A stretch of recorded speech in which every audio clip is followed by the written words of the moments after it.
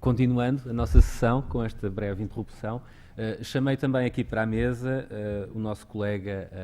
bolseiro do CIAUD, geógrafo, doutorando em urbanismo, aqui na Faculdade de Arquitetura, o João Henriques, que tem também colaborado especificamente no projeto Adapt Polis, descodificar a fragmentação urbana, infraestruturas, paisagem e projeto territorial para a área metropolitana de Lisboa. Portanto, este é o título do projeto que tenho tido o prazer de coordenar, com uma equipa que é, enfim, uma equipa muito alargada e que, como vemos, inclui vários colegas aqui da casa e também algumas parcerias com pessoas de fora, e também um trabalho importante dos bolseiros, o João Henriques e a Ana Escoval, que infelizmente não pôde estar presente hoje,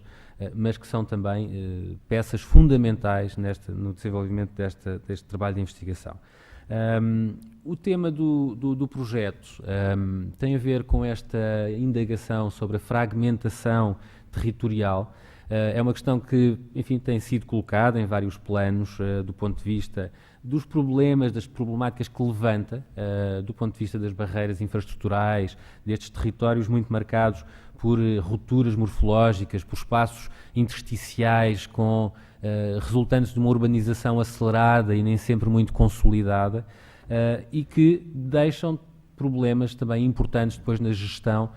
nomeadamente na provisão de serviços urbanos ou nas dificuldades dessa provisão, nas desigualdades também socioespaciais que se refletem a par da fragmentação mais física, e também, e estamos na ordem do dia, questões também de riscos ambientais que, face a esta fragmentação, também se coloca terrenos, solos que estão mais propensos à erosão, situações de escoamento hídrico que não funciona devidamente, incapacidade das infraestruturas biofísicas também de responderem às solicitações, e, portanto, há aqui um conjunto de problemáticas mais alargado que nos inquieta, de certo modo, e que nos levou também a procurar territórios onde não só encontrássemos essas características e esses problemas, mas também potencial para a sua regeneração. Ou seja, mais do que identificar problemas que muitas vezes já estão subejamente diagnosticados, interessa-nos sobretudo uma atitude de intervenção, de projeto, de resolver ou ajudar a resolver estas questões. E, portanto, entendemos que há aqui um potencial também para regeneração em muitos destes territórios, através de estratégias que podem passar pela contenção da expansão e da dispersão urbana, ou, enfim, discutir como é que isso pode acontecer, perceber o que é que são estes limites, estas transições entre o urbano e o rural, que são sempre extraordinariamente diversificadas, consoante as situações territoriais em que estamos, trabalhar ao nível do espaço público e da mobilidade, trabalhar ao nível de novas possibilidades de uso agrícola no contexto urbano, no contexto metropolitano, e ainda aspectos que têm a ver com a infraestrutura ecológica, portanto, precisamente para estruturar com outros materiais, mas certamente estruturar o território com outra capacidade de integração. O território metropolitano de Lisboa, de certo modo, foi aqui é uma base sobre a qual a faculdade e os membros desta equipa já há muito tempo trabalham, e essa fragmentação territorial de que se falava é evidente face ao mosaico extraordinariamente diversificado e heterogéneo de tecidos urbanos, formas de organização deste território, e essa fragmentação tem situações mais ou menos identificadas. Pareceu-nos que era importante,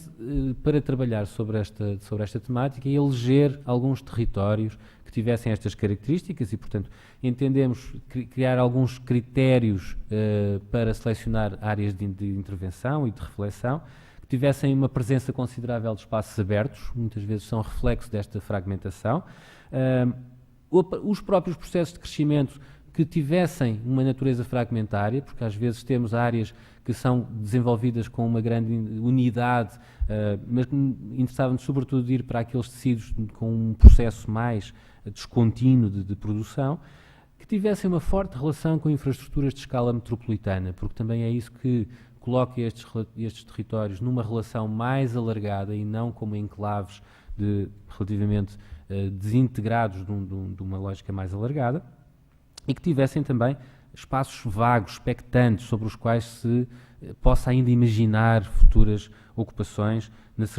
perante alguma incerteza que existe atualmente, mas também com expectativas de potencial de regeneração urbana e territorial. E para isso selecionámos um caso de estudo, entendemos-lo como um caso piloto. Esta investigação tinha a ideia de poder ainda estudar outras áreas e, portanto, este é um caso piloto para ensaiar metodologias, para ensaiar formas de abordagem. E o CACEM,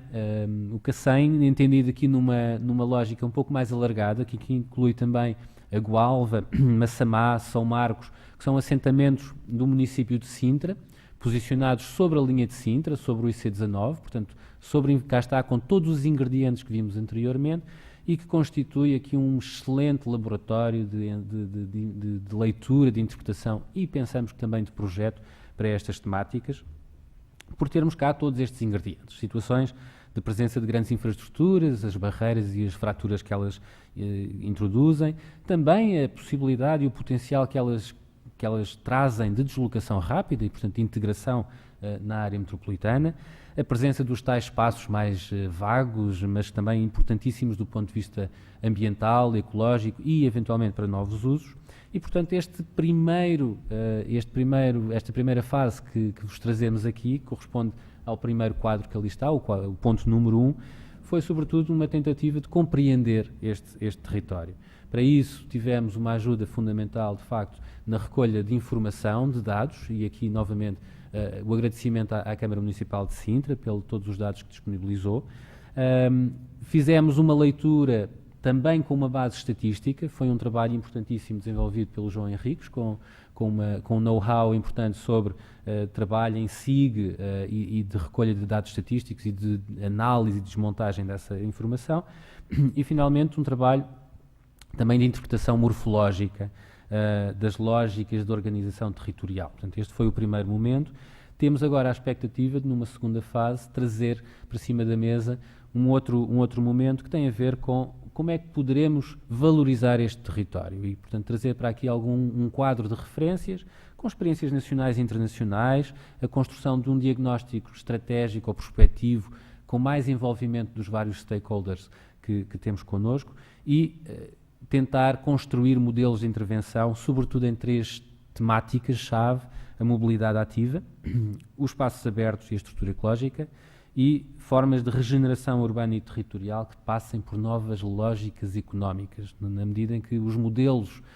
que têm vindo a produzir estes territórios sentimos que estão cada vez mais próximos do seu esgotamento e da incapacidade de responder às questões fundamentais. E, finalmente, uma terceira fase que gostaríamos de desenvolver também de uma forma mais aberta e partilhada com os alunos, de uma forma também através de workshops,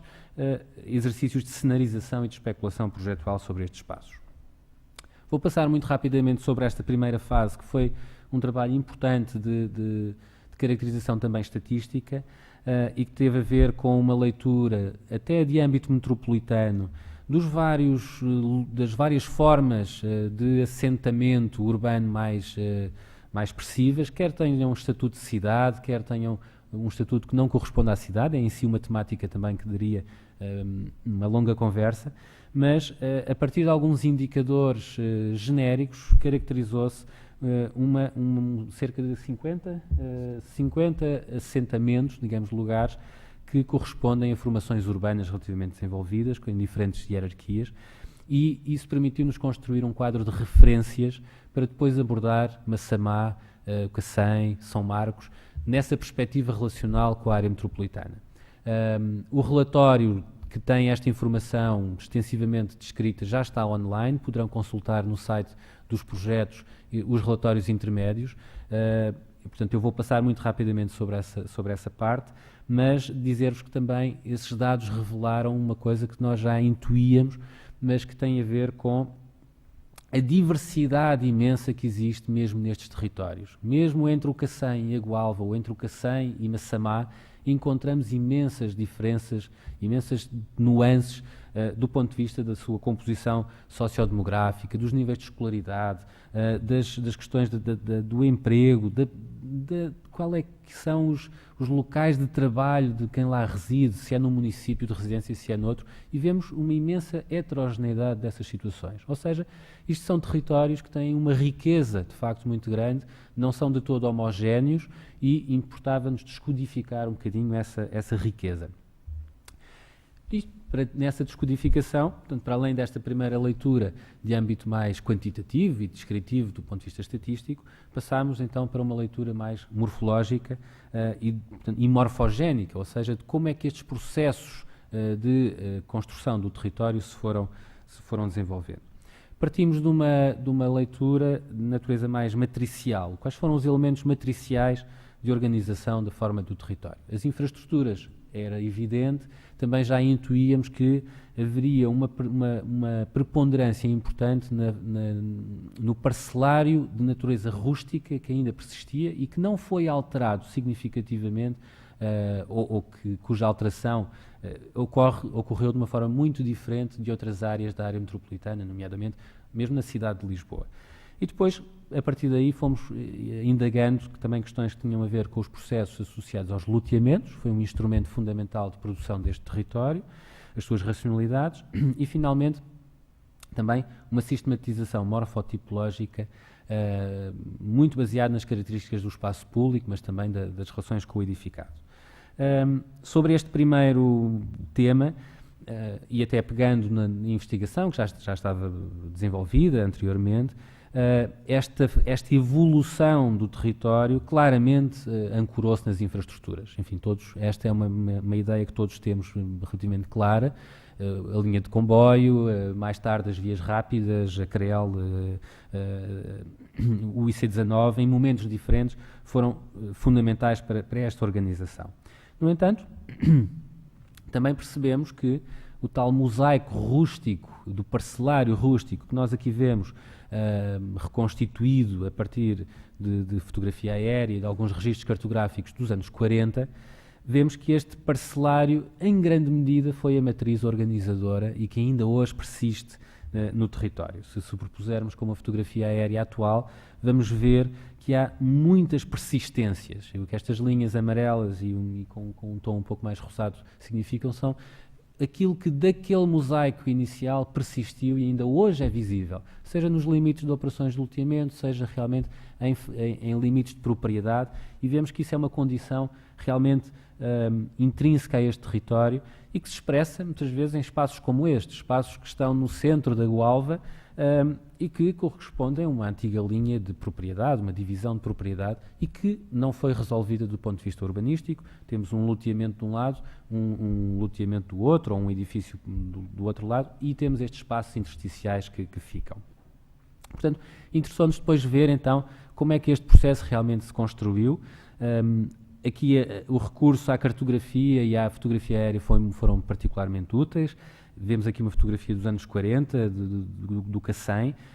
ainda muito apoiado na linha de comboio, com um parcelário ainda também de uma pequena escala que se ia formando em torno da estação de comboio. Nos anos 60 já vemos algumas operações a ganharem escala e a ocuparem estes espaços, muitas vezes também ainda de linhas de água, portanto de uma ocupação rústica que foi perdendo a sua vocação económica. Nos anos 80,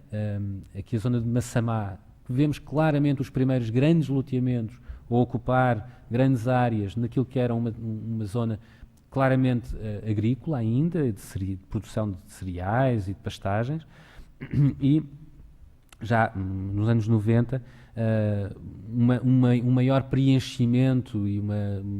operações que se vão consolidando e colmatando, deixando espaços relativamente indeterminados entre Massamá e o Cacém. Alguns deles sabemos que tiveram compromissos também urbanísticos de urbanização, mas que, por circunstâncias várias, não se consolidaram ou não se concretizaram. E, portanto, daqui partimos para um levantamento nos arquivos da Câmara de Sintra de um conjunto de loteamentos. O projeto coordenado pelo professor Fadigas fez o levantamento integral de todo o município de Sintra. Nós aqui focámos apenas naqueles que diziam respeito a esta área um bocadinho mais limitada, e temos aqui os polígonos dos que foram levantados, e temos situações muito diversas, não é? Interessou-nos desde os anos 70, pequenos loteamentos desenvolvidos ainda sem uma grande sofisticação do ponto de vista do desenho, ou da quantificação, ou de parâmetros urbanísticos muito elaborados, até situações de maior escala e já de maior envergadura e maior complexidade do ponto de vista da sua composição, e que também tem a ver naturalmente com os próprios promotores, quais são os atores por detrás destas operações, os promotores imobiliários, os construtores, quais são as lógicas de financiamento de tudo isto, que foram situações que também nos interessaram, apesar de agora estarmos mais focados na questão morfológica e de caracterização espacial. Mas, portanto, temos este é a urbanização de São Marcos, é a maior desta área, e que foi desenvolvida como um único grande loteamento, portanto, muito diferente dos pequenos loteamentos mais dispersos que víamos nas primeiras imagens. Esta leitura permitiu-nos sistematizar algumas formas de transformação ou de utilização deste instrumento que era o loteamento. E, portanto, não vos vou agora mostrar especificamente todas, mas houve esta sistematização que nos pareceu ser útil porque, no fundo, é um instrumento que é recorrente na área metropolitana de Lisboa, se não mesmo no país. E, portanto, encontrar aqui diferentes lógicas e perceber que o loteamento é uma figura que tem diferentes expressões do qual resultam diferentes espacialidades, pareceu-nos ser aqui um exercício interessante, que depois também tentámos espacializar, ou seja, por exemplo, ver onde é que tínhamos os loteamentos de mais pequena dimensão, onde é que eles se localizavam, e percebemos que tem mais a ver com a lógica do Cacém e da Gualva, e já na transição para o concelho de Oeiras, a zona de Tercena, mais a sul, mas os grandes loteamentos de maior dimensão já são então São Marcos, Massamá, algumas situações que já estavam mais afastadas até das linhas de comboio ou da acessibilidade direta viária, o que também é curioso depois quando confrontamos isto com as lógicas de deslocação e de produção das infraestruturas. Curiosamente, é um território que também tem algumas situações de urbanização de génese ilegal, mas não é muito significativa. Portanto, cá está, há aqui uma certa mescla, mas neste caso a génese ilegal não é preponderante, não é dominante, apesar de também existir. Portanto, é mais um dos fatores que mostra como este território é extraordinariamente mesclado e diversificado. A última leitura tinha mais a ver então com a leitura do espaço público, a partir do espaço público. Interessou-nos muito construir uma descodificação desenhada de vários temas. Por exemplo, a relação com a topografia, a relação com os pisos térreos. É uma área em que a topografia é muito, muito expressiva, temos declives acentuados. Portanto, como é que a forma urbana e depois ao nível até do edifício, como é que isso se resolve? Esses toques no solo são particularmente críticos e encontramos situações muito diversas. Portanto, esse foi um dos temas e produziu-se alguns desenhos sobre isso. A relação com a estrutura viária existente, se estamos a trabalhar sobre alargamentos de vias pré-existentes ou se estamos a trabalhar sobre o lançamento de novas vias e a forma urbana, como é que se adequa, como é que se articulou com esse suporte viário. Relações muito diversificadas também do ponto de vista da relação entre o domínio público e o domínio privado. Desde situações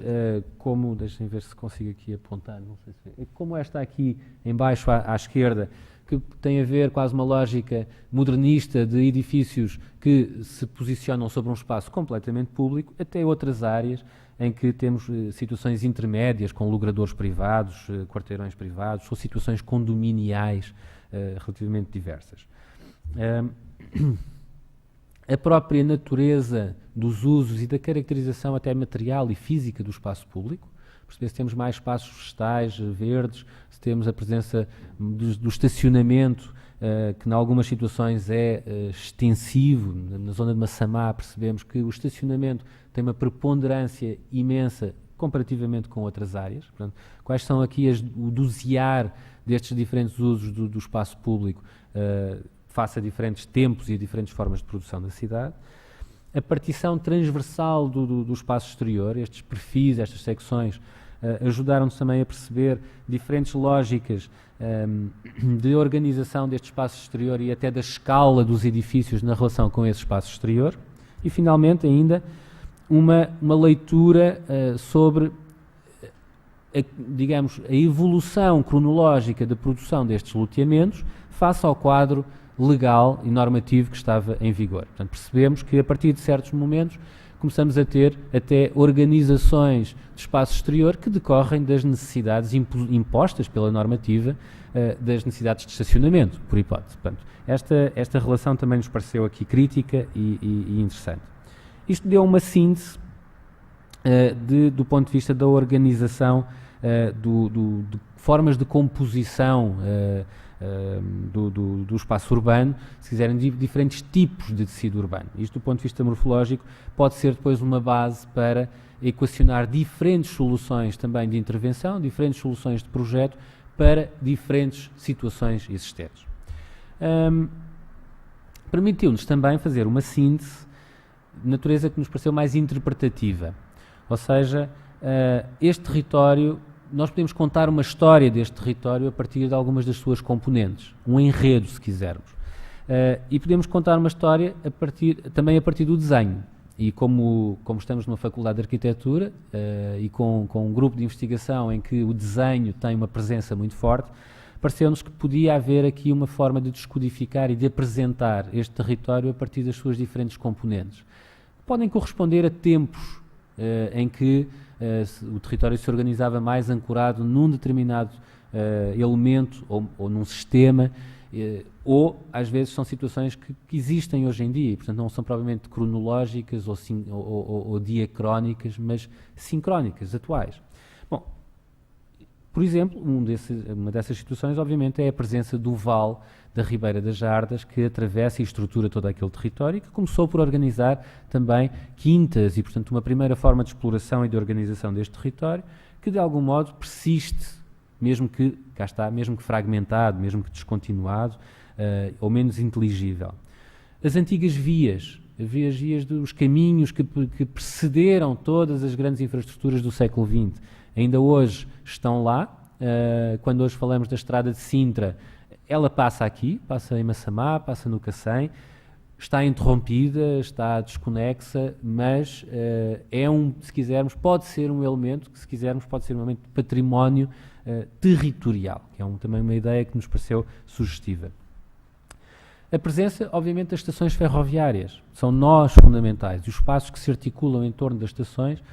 são também organizadores e são indutores de transformações, como, por exemplo, estas primeiras formas de fracionamento suburbano, inicialmente muito agarradas às estações de comboio e que são hoje, se vamos ver a cartografia atual, vemos que estes são os primeiros momentos de transformação destas áreas, sobretudo no Cacém e Agualva, um bocadinho na zona de Terceira, na relação com a estação de Barcarena. Situações depois como operações urbanísticas ainda de uma escala relativamente contida, mas que corresponderam a incisões,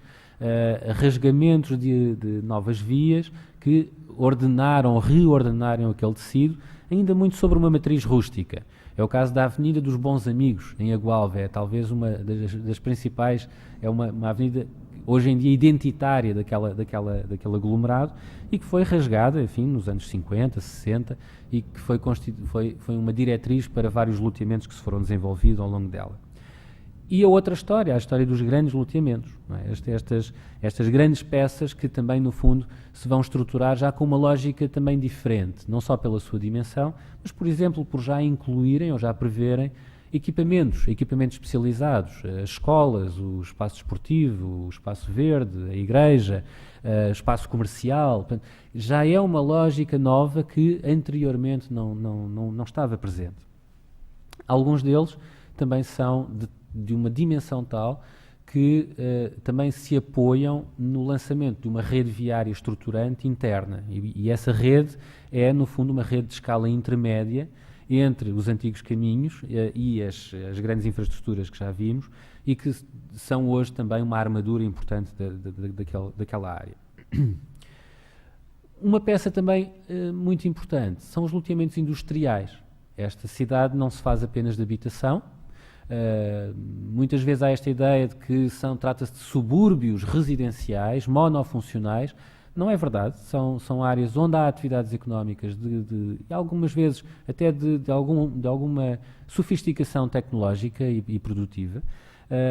e coexistem, enfim, estão lado a lado com áreas residenciais, partilham infraestruturas e partilham os problemas todos também que as outras áreas têm. E há também uma história, esta um pouco mais recente, da requalificação urbana. O programa Polis, nomeadamente, foi se quiserem, a primeira grande operação que reorganizou a zona do Cacém, na relação um pouco com a Gualva. Há outras operações mais limitadas, em torno das estações de comboio, enfim, vários programas, mas esta é uma base importante também, a partir da qual se pode desenvolver novas intervenções. E, no fundo, fazia aqui um pouco a ponte, até porque já só tenho aqui uns 5 minutinhos, para aquilo que é um pouco as nossas expectativas para uma segunda fase. Que no fundo é para além da fragmentação urbana. O que é que podemos desenvolver nestes espaços em aberto, trabalhando aqui alguns temas que têm a ver com estas questões da sutura morfológica, com a articulação de bacias multi-infraestruturais, temos várias infraestruturas e temos uma lógica também de bacias de drenagem, bacias hidrográficas, que normalmente são coincidentes com as grandes infraestruturas. E, portanto, há também aqui áreas do ponto de vista biofísico e de potencial que nos interessa trabalhar, por exemplo, com usos agroflorestais, e, finalmente, também as questões da mobilidade ativa e da otimização das redes. A otimização também nos parece aqui uma questão muito importante. Há redes, talvez já não estamos na lógica de lançar novas grandes redes muito pesadas, mas de otimizar as existentes. E esse também é um dos desafios que temos. E, portanto, fizemos para já este levantamento também deste mosaico de espaços abertos, com diferentes tipos, situações que têm muito diversas, pequenas hortas, grandes espaços que não foram urbanizados, antigas pedreiras, zonas declivosas, áreas associadas aos espaços canais destas grandes infraestruturas. E também fizemos um levantamento a uma outra escala, mais fina, que tem a ver com a mobilidade, com as condições de mobilidade, que foi uma caracterização que aqui está muito simplificada, enfim, simplificámos um bocadinho o gráfico, mas que tem a ver com a qualificação dos espaços pedonais. E se virmos, de facto, temos ainda um longo caminho a percorrer, se virmos que considerarmos como qualificado, tendo passeios com uma dimensão e uma continuidade razoável naquilo que está ali a verde, a vermelho, situações em que os passeios são descontínuos, ou estão em muito mau estado, ou têm grandes problemas de continuidade, e a amarelo, situações que nem sequer têm passeio. E vemos situações dessas, às vezes, dentro dos tecidos urbanos, e, portanto, há aqui um tema ainda importante e trabalho a desenvolver. Mas, de facto, temos um ponto de partida interessante, o programa Polis, como vos dizia. Esse ponto de partida é uma base importante, que trouxe lições às quais nos podemos continuar e podemos refletir sobre elas. O próprio PDM que está em revisão aponta claramente também ideias que são muito coincidentes com esta nossa perspectiva, portanto, de trabalhar, por exemplo, a ideia de parques de âmbito mais alargado, que incluam estas áreas com uma ideia que já não é o jardim, já não é o parque verde, mas é de uma natureza diferente, certamente, mas são elementos estruturadores. Redes de ciclovias entre estes aglomerados, portanto, cá está a mobilidade alternativa ao automóvel e interligar diferentes redes e, portanto, trabalhar sobre aquilo que são os caracteres existentes, as hortas, as encostas, espaços que têm uma importância fundamental para a infiltração e para a recarga dos aquíferos. Do ponto de vista geológico, estamos numa zona muito interessante de transição e há aqui áreas que têm uma capacidade de infiltração extraordinária e que têm de ser mantidas e, portanto, há aqui uma infraestrutura ecológica que tem de ser salvaguardada e potenciada. Há que trabalhar com estas questões dos declives. Elas são problemáticas, por um lado, sim, mas também são caracterizadoras da paisagem, são fundamentais também na própria identidade e caráter desta área. Ancoragens patrimoniais de diversas naturezas, aquedutos, estruturas edificadas, até alguns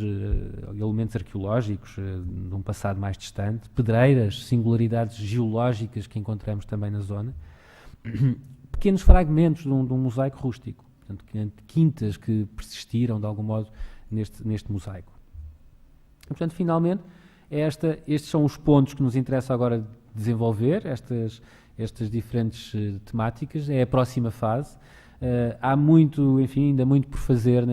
por trabalhar, muitas áreas que precisam claramente de uma intervenção, a uma pequena escala ou uma escala mais alargada, situações complicadas do ponto de vista da mobilidade e da acessibilidade, também do ponto de vista ambiental, situações até de uma beleza muitas vezes escondida que é preciso mostrar e descobrir, e são também áreas onde vive gente, não é? Que tem a sua história, tem as suas formas de estar, já se enraizaram, já têm os seus netos, os seus filhos que já cresceram nestes sítios, e portanto há aqui também um território social que nos importa trabalhar na próxima fase. Portanto, esta é a primeira fase do trabalho. Muito obrigado e vamos ver se conseguimos depois dar um andamento e um seguimento a estas primeiras formas de caracterização. Muito obrigado.